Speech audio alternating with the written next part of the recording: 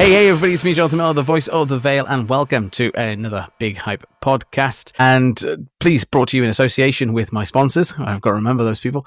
Hype Energy Drinks, please drink them. They're great. I've got a couple still in the fridge. Bravos, boxing gloves, protect yourselves all times, wearing Bravos. Great sets of different gloves, etc.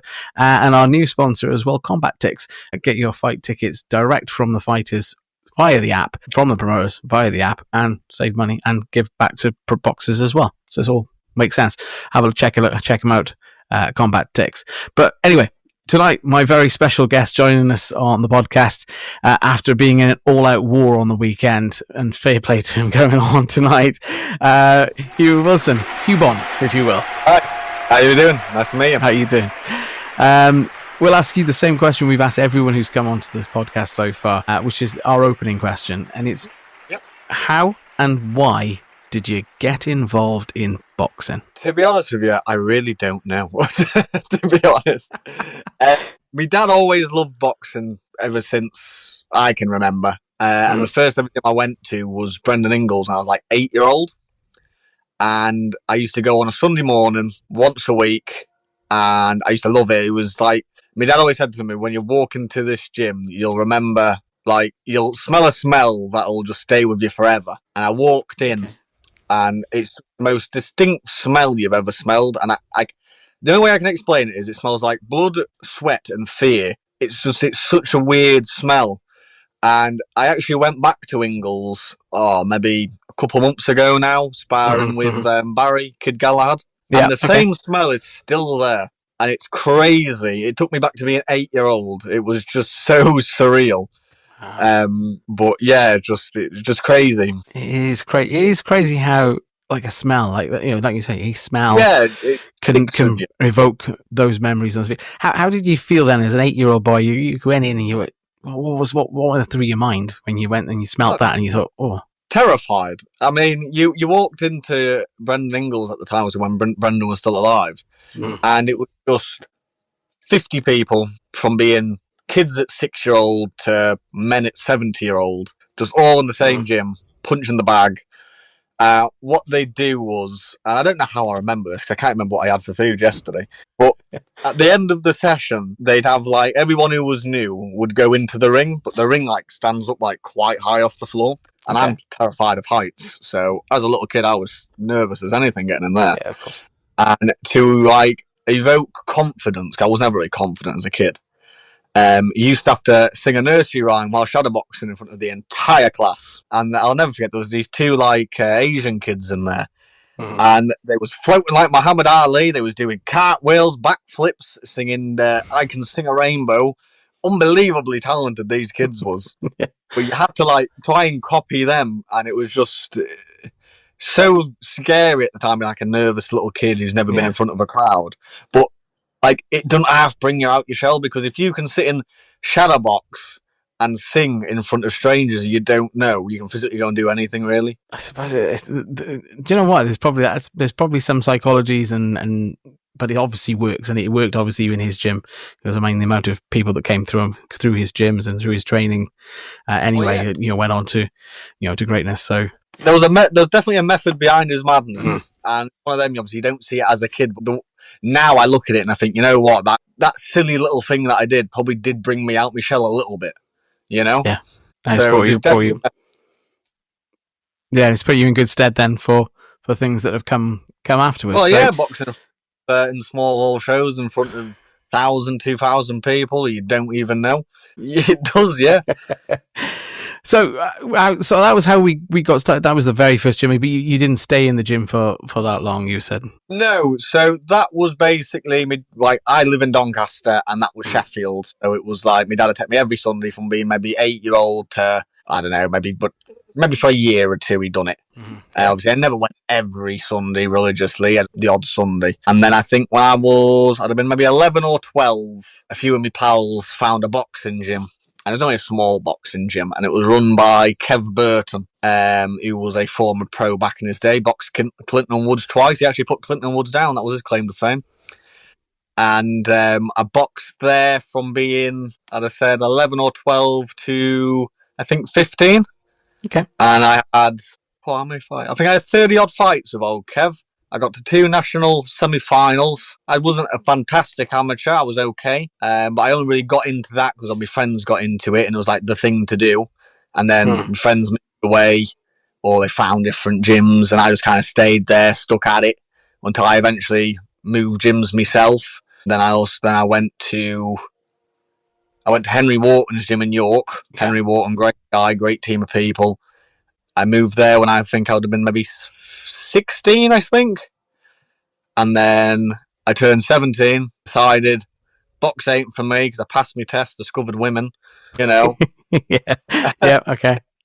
Walked away from the sport and then I come back to it being 19 and then just stayed in the gym for a couple of years, never had no more amateur fights. And I think I turned pro, I think I'd been maybe 21, 22, something like that when I turned pro. Well, according to my records, it was October 2021. Yeah, well, yeah, lockdown was obviously a bad time. Obviously, that there happened. But yeah, like, never really had a fantastic amateur career. I'll be honest with you, I won a couple Yorkshire titles, and that was it. I never won no nationals. I boxed some really good kids, got beat by some really good kids, beat some really good kids, but I never had that Team GB level of amateur career. I wasn't good enough for that, I'll be honest.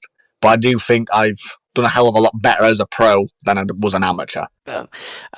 I mean, we've talked about this with others on the podcast, and I kind of see it as the fact that you are paying an apprenticeship realistically in the amateurs. You're out almost every weekend. It doesn't have to be like the I can't even speak, the Floyd Mayweathers of this world where they pick a perfect amateur career, perfect profession. It's almost impossible, I think, for anyone to imitate that and emulate that anyway. And you've got to learn by sometimes taking the loss, and sometimes that's what makes you a better boxer because actually you learned something that evening. The thing is, I generally believe like this. I think I look at this like in my sparring. If I go and spar anybody, okay, and I absolutely batter them, I lever them, what have I learned other than, I feel really good in myself? Now, if I go spar someone and they lever me and batter me and I don't even hit them, the next time I spar, it's, right, he hit me with this combination. I've just landed that combination on him. But from me getting battered, I've learned a new combination. So I do think you learn a hell of a lot more from, like you say, the losses and the beatings that you get, other than feeling superhuman and beating someone else up. It's just pointless. There's no need to be doing it in training. That's fair enough, and that I agree with you. So that's fine. So the turn over to pro from the amateurs was it lockdown sort of dependent? Sort of we were going into that, sort of coming out of that period. You thought, well, I'm kind of wanting to get and keep in the gym because that was an alternative for a lot of boxers to sort of do, or was it something else? My story gets quite interesting if I'm honest. Okay. So I stopped boxing when I was 17. Decided, obviously, I want to pass my test, go nightclubbing, things like that there. Life of a term. So I ended up getting in a bit of a street fight with a big kid. He was maybe like 6'8", lot bigger than me. It ended up going viral. I think I got like 5.5 million views on Facebook. It went massive. Okay. And I thought to myself, well, I'm going to go back to the gym after this all happened, just in case anything ever happened. Okay. I went back to the gym and I was sparring with all the lads there who was at the time, there was George Davey, who was just turning over pro, just signed with Queensbury Promotions, Frank Warren. Sparring with George, sparring some of the other amateurs in there who was turning over pro. Listen, I'm not going to say I was beating them up. I'd been out the game for 2 years. I was unfit.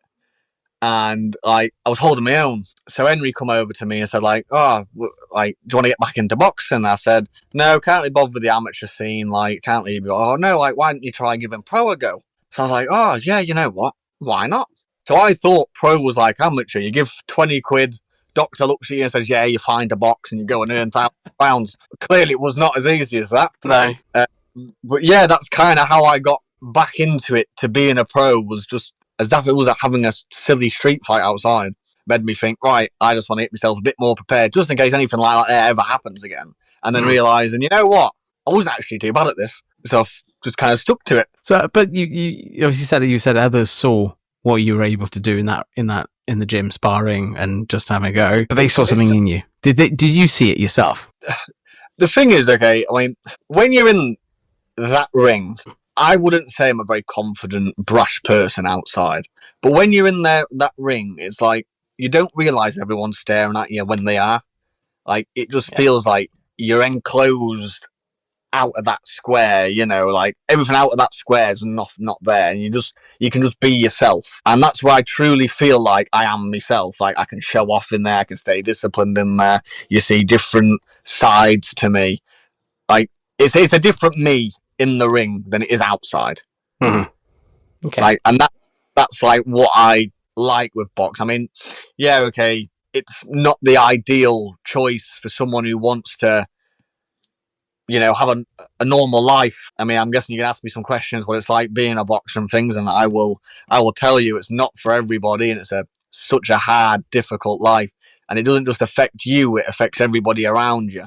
But it's just when you're in that, I don't know. It's just it just feels right, you know. I'm going to ring an answer here. You know this, so, you know. For me, it's the same. It's a very similar thing that I can see people, but I choose not to see them. I kind of I blank them out. One of the things I was taught when I was younger in performing in schools, you pick a pack of you pick a spot at the back of the hall, and that's your focus point. So we'll keep looking at that, so you don't see what's going on. But I understand what you mean. It's that they're there, but they're not there. You're there to do a job. I'm there to do my job, and you're there to do your job. And ultimately, at the end of the day, if they're entertained, fantastic. If you get the win, fantastic. If you get a loss, okay. Then we'll go back to the gym. But we're there to do a job. We're there to have and show what we've learned, what we've done, and how we've done it. And I get that. I do. You're there to have fun, more important. Like, don't get me wrong. Boxing is at the top and bottom of it. It's a gladiator sport. It's pay-per-view. It's not for you. It's not for your opponent. It's for the fans, and it's all about entertaining the fans. And especially nowadays, like you look at Turkey, who's come into it. He doesn't want Tom and Jerry, and I 100% get that. Like no one wants to watch boring fights, but a great boxer is boring at times. You can't help that. It's the whole sweet science. But obviously, at the end of the day, it's big money, and without the fans who's enjoying it, what would it be? It just fade into obscurity. So you have got to entertain virtually everybody. I agree with you on that. I agree. I wasn't going to ask you what it's like to be a boxer, because I kind of think you're going to explain it anyway. You're going to talk about it anyway, and you have, so I'm happy with that. Let's just quickly run through the professional thing. Obviously, like you say, we turned over pro. It wasn't a lockdown thing. It was to do what you wanted to do. As you said, the story there is fantastic. An interesting story. Again, it's unique to how everyone gets involved, and this is how you did it. I think that's that is crazy. That's just me. You've had a good run at the professional level, if you want, for lack of a better word, and you started off really strong with lots of wins to carry you through into to carry on. You took on some impressive names in regards to who was there as well, some well-known journeymen as well that are in there as well. Anyone stand out to you particularly as ones that you thought, you know what, that was one that I really enjoyed working with or being in the ring against? So the fun fact is, when I boxed on Saturday, obviously I took the fight as the away fighter, and I walked, like, jokingly said, "Oh, it's going to be fun now. We're going to be in the change room with all the journeymen." Just laughing and joking, not obviously realising he was in there. And my first ever opponent who I boxed, Dale Arrowsmith, he was in there. And Dale is a lovely lad. He's an absolute gentleman. And he come up to me when I was doing the pads as he was finishing off. He looked at me and went, "Yep, once I saw them body shots, and I remembered exactly who you was." But it's so crazy how, like, that's their job, and you don't realise how many quote-unquote contenders or up-and-comers prospects they boxed. And just for him to just acknowledge and remember you, it's like, oh, okay, I must have stood out. I'm not one of your average throwaways, but I think you've got to respect every journeyman who does it, because they get in there to be a punch bag, essentially. You don't get me wrong, you've got your good journeymen who could survive with the best, and there's a lot of them who I believe could beat 80% of the people they've lost to, but it's their job, they've got to do it, don't blame them. But it's just, I think that's quite an impressive thing to, for Dale to remember you as well. I've called him recently in Swansea, and I think he was on about 140 fights now. But I'm guessing, looking at your record, it was about 50 fights that he had. So he's had about extra 100 on top of yours, and he still remember those. I boxed Fons after him. When I boxed Fons, I'm sure Fons had like 100 and teens kind of fights. I'd love to know how many he's had now, because he's still going. See, I'll try and figure it out if you want. He had 29 when he boxed you. Now he's on 187. So Fons is again a great, but he's there and he teaches you so much too. It's like he doesn't get hit clean either. Because when I boxed him, he just boxed a really good kid who was on the amateur circuit when I was there. Was it? He was a Repton kid, Shiloh de Freitas, I think. I don't know. He boxed. Wait back. Hang on. Just stopped him. I'm sure he got stopped by him. It was just before I boxed him. And now you're making scanner back box racks and stuff. Let me have a look. Sorry about that. It's good, man. It's fun. Where are we to? There, right. Yeah, Joe Jenkins was just before you, but it was Colin Dean was the one you think of, I think. Stopped by, I'm sure it was Shiloh. Was it Shiloh de Freitas? Sugar Shy? Shiloh was a couple of fights before you. I was in the October 21. Same day, almost the same time as you debuted. Yeah, he was. I think he was the last person to stop it. But there was TKO stuff. And I remember asking about it because at that time I'd never stopped a journeyman. Found obviously you look at him, you can't barely hit him clean. And I remember him saying it wasn't that he hit so hard, it was just the pure accuracy on him. And when but you know what? You look at all the top boxers, they don't put anything into the shots; they're just accurate with it. So that's precision. It's precision boxing, isn't it? Not necessarily power. Work on pure accuracy, and I think that helped me down the line get my stoppages. Because I'll be honest, do I hit like Mike Tyson? No, but I do know when I hit people, I hit them perfectly. If I'm going to put them away. So okay, let's talk about the elephant in the room. Then, you were out on the weekend, which was the 19th of July. This probably came out a week or so afterwards. And as you say, you took the fight as the away fighter. You're up against Billy Pickles, well-known, well-respected boxer. Was he 17, 18 fights now? 18 fights when I boxed, obviously, which was like you say, it'll be a couple of weeks ago when this comes out. Yeah. For me, a couple of days ago.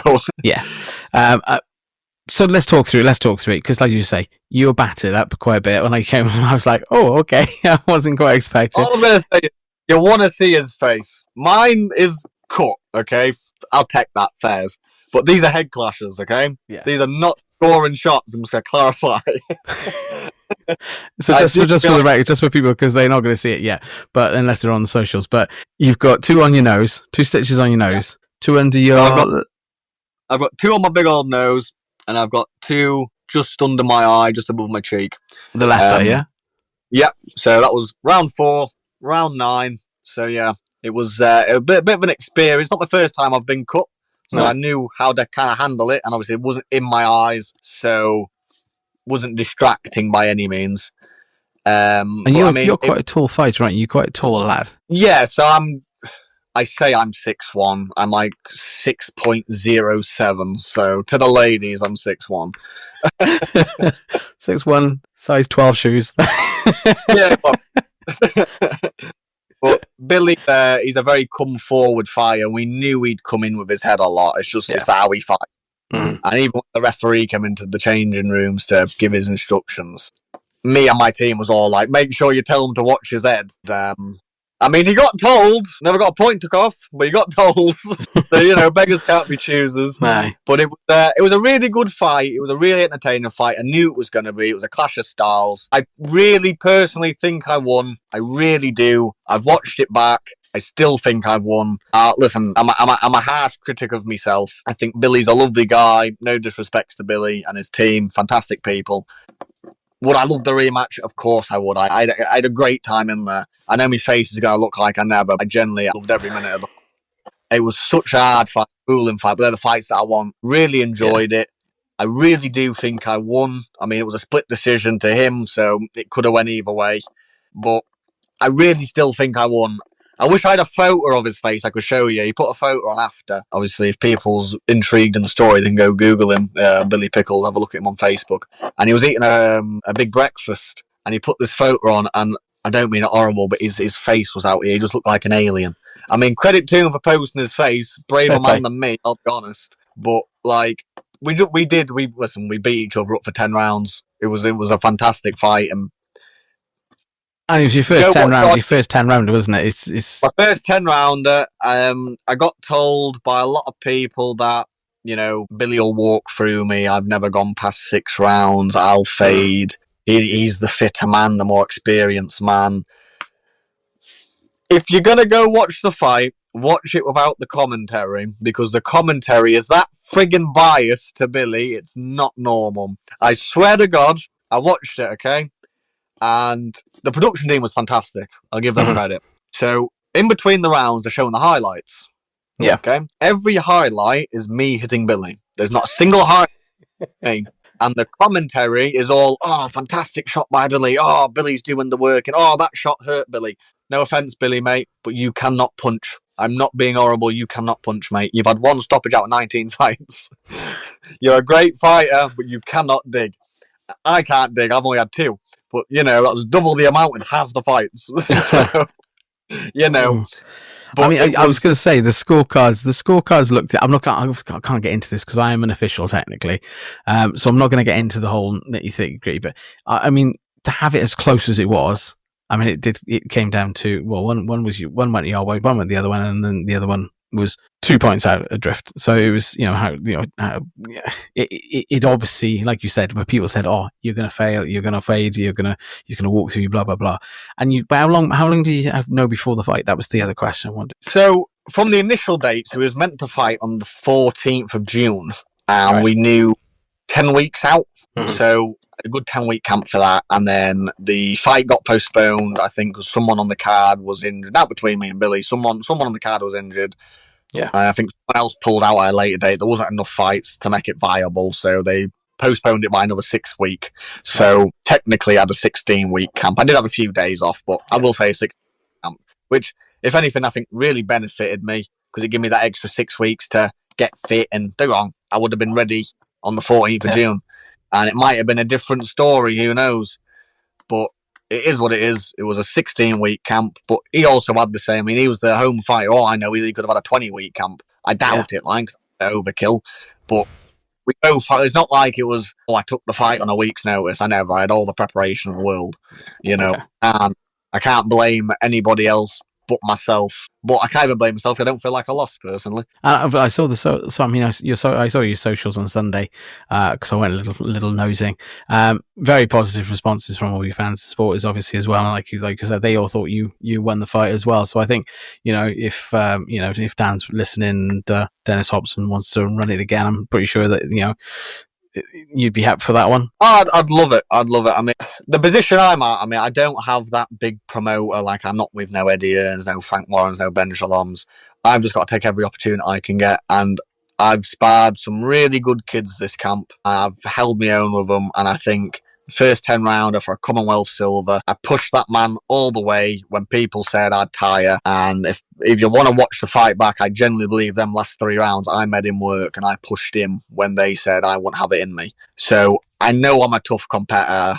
I know I can quote unquote fight. I'd fight anyone, lightweight, super lightweight. And this is what people don't realise. Well, I moved up from lightweight for that fight, which okay, it's only 5 pounds and I'm a big kid for super lightweight. But still, I moved up from lightweight to super lightweight. So I never had... He had every advantage going in, double the fight. He'd done 5 or 6 10-rounders before that. So, like, there was a lot of questions to be asked of me, and I think I answered every single one. So what would you like next? It's hard to say what I'd like next. I mean, we've already had conversations with Dennis and Fight Zone. Obviously, it all depends on how fast my hand heals and my face. But there's obviously, we'd like to get back out this year. It just depends how soon. So we're going to see where things go, is all I'm really going to say on that one. To see how things go. Well, and that's fair enough. I mean, you don't know what opportunities are there for you, and they might be, there are obviously, if you think you've answered the question, I'm sure that others will think, actually, damn, that kid can box. Let's see where he goes. Let's see what we can do with him.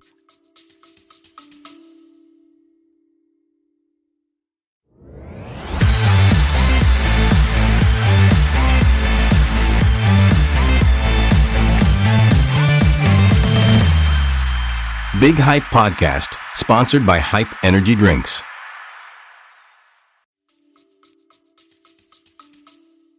I mean, I'm hoping everyone looks at me and thinks, oh, he's got, coming off 2 back-to-back losses. He'll fight anybody. He's not that great. Yeah, go on, we'll take a chance on him. That'd be fantastic. Get me in with someone who's meant to beat me up and let me shock people. I'll take that. But it's just, I want to be in good fights that entertain the fans. That's all I want to be in. Yes, I want to become a world champion. Am I a world champion right now? No, of course not. I ain't had enough fights. I'm not experienced enough. But I've sparred at a good level for this camp. And listen, Billy's a great kid. He's got a Commonwealth silver title. I mean, he's Commonwealth British level fighter. I've been sparring kids who's fought for European titles. I believe I'm also at that level of English, Commonwealth, British level, Okay. So I do think there's a hell of a lot of good fights in me. It's just getting the right fights at the right time, which will benefit me. That's fair enough. I can't really argue with you on that one, because that is fair. If that's where you think you are right now, I'm not for me to judge. But I think if I was watching a fight back again, because I've watched it, and I agree with you, the last 3 rounds you certainly did put the pressure on. The tank was still still stuff in the tank going into those last couple of rounds, and you let it all go. And I think like you say, just got to see what comes on your way. If I was watching that again, if I was a promoter, I'd be like, if I was Dennis, I'd be like, yeah, kid can go. Let's see what we can do with him. Let's see if we can give him something, in the next couple of months. Let's have a little chat. I mean, you answered the call at that level. Could you go again? Yeah, it's Southern, an area title. Because what are you, Northern, aren't you? Northern area? Central. Sorry, I get these confused all the time, because I get confused on where the boundary is. I haven't got a clue sometimes. Well, it's crazy. I mean, people from Blackpool who I'd class as Northern can fight for a central area. It's crazy. Yeah, I know. I don't get it either. But we have a Welsh area, but finally we got it reclassified as the Championship of Wales. So there's little things like this. We haven't got an English. You've got an extra level in there. You've got obviously area. You've got English. I think you can easily compete with some of those kids at that level as well, and see where it goes. And if like you say, if you're up against Europeans in the gym and you're sparring those and it's all going well, then I've had brilliant sparring. Listen, I don't want to name drop many people. Drop them. I mean, I sparred Liam Dillon before he boxed Pierce O'Leary for the European. Tough kid. I generally believe pick him at heavyweight and he'd give him a hard night. I really believe that. He's tough as boots. I've sparred Matthew Rene from Liverpool. I think he's originally from the Isle of Man. Great fight. I also done a lot of work with Alex Murphy in this camp. Just come off fighting was Akib Fiaz and also Khalil Majid. Good fighters, I believe. Well, Liam Dillon is obviously a European level fighter. Alex Murphy is at least English British level, ain't he? Yeah. Yeah, okay, I've probably sparred some kids who was 1, 2s and 0s, 3s and 0s, obviously ain't ready there yet. But if I can sit and mix it with them kind of lads who's already proved that level, why can't I be, Promoters listening, let's get it on. Let's get him on the table, let's get him on the card, because he's going to go somewhere. I'm just game, I'll be honest with you. I enjoy it. Because before this fight, it was the beginning of the year, I said to my team, I said, I don't care now. I just want to get in good hard fights that people want to pay to see, because there's nothing worse being a ticket seller and it's, oh, you're fighting today. I'm fighting so-and-so. Oh, what's his record? Oh, he's had 100 fights, won about 5. No one wants to see that. They want to see real 50-50 fights. So I want to be able to say to my fans, like, oh, I'm fighting so-and-so who's 10-0. Oh, yeah, go on, we'll go see that. That's what I want to be doing, so people actually feel like they're getting their money worth. Because fighting journeymen and all that there, 2 journeymen I boxed, I've knocked out. So I know how to win them. I know how to drop them. I've been there. I've done the learning fights. Obviously, there's still a lot of learning to do, but I believe the learning now is against a better crop. Sorry, mate. We got a little technical issue, and I don't quite know what's gone. But I suppose I'll just ask you the last question, even though I've not got a camera on anymore. Which is basically, you said you'd like to see yourself a world champion. I mean, is that the ultimate goal? Is it the what type of belt? Which colours are you looking for? Black, gold, green, gold, red and gold? I'll be honest with you. My favourite belt's always been the IBF, but the more I've got into boxing, I've learned the IBF's a really hard belt to get yourself a hold of, to be fair. But look, listen, I haven't won a single belt yet. I fell short for the Commonwealth silver, so I'm clearly not IBF World Championship material yet. But just take it any step at any step of the time, whatever comes. You know, if it be Central Area, if it be English, if it be, I'll fight for a IBS Oceanic Pacific title if it's there, you know, anything. I just want belts. I want silver. Yeah, guys, anything. There's so many belts out there nowadays you can basically shake a stick at and sort of spin the wheel and see which one comes up. Whatever's there, I will grab both hands, teeth, the works. Is there one that you would really that would be, like you said, the IBF? Is there one that that's what I want to actually put on the mantelpiece and keep above the fireplace forever? If you're talking domestic level, yeah, I mean the British, it's just such a beautiful belt, innit? It's a belt you want. It's a belt you can't. Everyone says the same. It's such a beautiful belt, but it's getting the opportunity to fight for it, and it's obviously winning it. And super lightweight is a pretty stacked division at the minute, so it's a bit of a tough ask, but I've got a few years in me, so you never know. What are you, 20, 24, 25? 25. 25, yeah. So that's it. I don't feel it. It's all right. I'm 45. I don't feel it. It doesn't change with age, mate. Don't worry. Good stuff.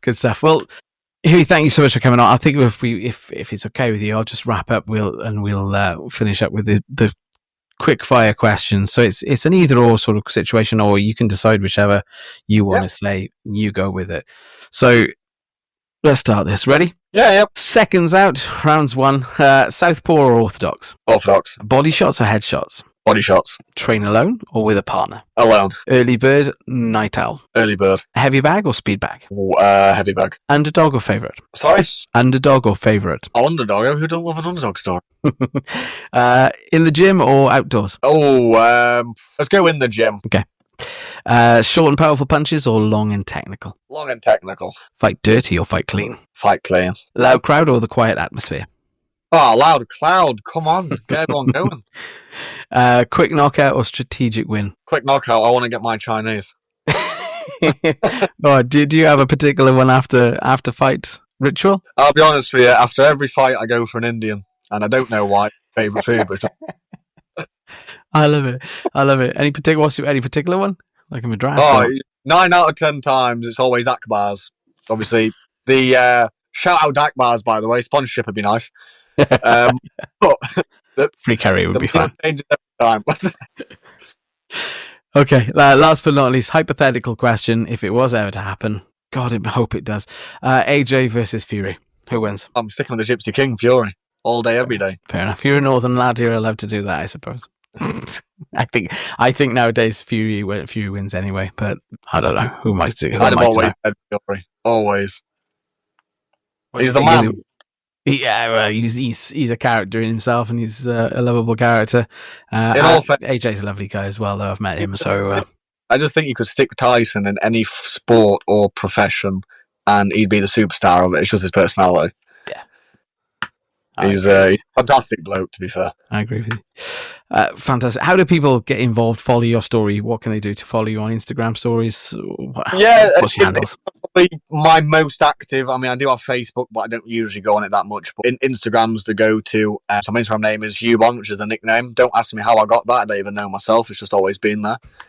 But yeah, I mean, give me a follow, and yeah, I upload decent enough content, I'd say. I mean, if you want to see my highlights, which I had to trim down from 30 minutes to about 2.5, it's a good watch. I'm sure we'll get some fans on for you, I'm sure, that way as well.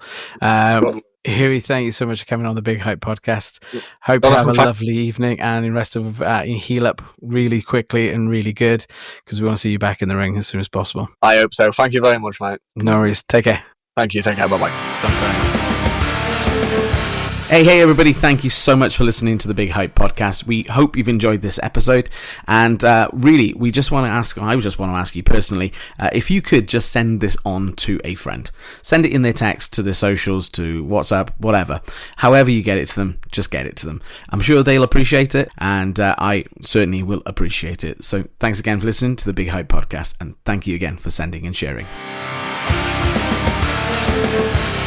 This has been a Big Hype production, edited and produced by Jonathan Millard, assisted by Riverside FM and distributed by Buzzsprout, available on all good podcast platforms. For more information, visit www.bighypepodcast.co.uk.